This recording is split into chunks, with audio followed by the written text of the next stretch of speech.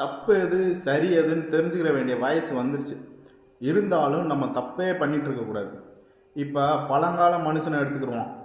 அவன் தான் செஞ்ச தப்புல இருந்து ஏதோ ஒன்றை கற்றுக்கிட்டு தான் கொஞ்சம் கொஞ்சமாக மனுஷன் வளர்ந்து இப்போ இந்த சொசைட்டியில் நாகரிகம்னா என்ன, எப்படி வாழ்கிறது, எப்படி அதிநவீனமாக செயல்படுறது, அப்படியெல்லாம் நம்ம வாழ்ந்துட்டுருக்கோம்.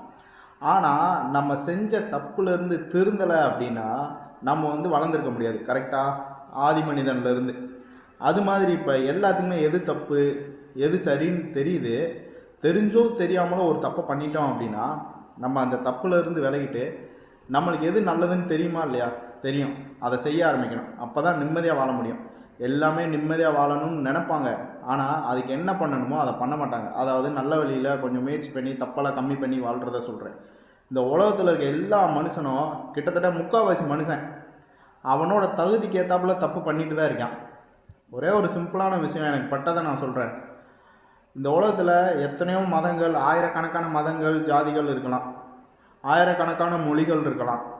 ஆனால் நம்ம வாழ்கிறதுக்கு ஒரே ஒரு பூமி தான் இருக்குது.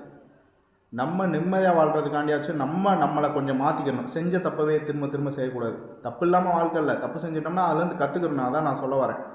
அதனால் இந்த ஒரே ஒரு பூமியை பாதுகாக்கிறதுக்காண்டியாச்சும் நம்மளோட தவறுகளை குறைச்சி நம்ம வாழ்ந்தோன்னா நம்மளும் நிம்மதியாக இருக்கலாம், நம்மளுக்கு பின்னாடி வேறு சந்ததியரும் கொஞ்சம் நிம்மதியாக இருப்பாங்க. டாட்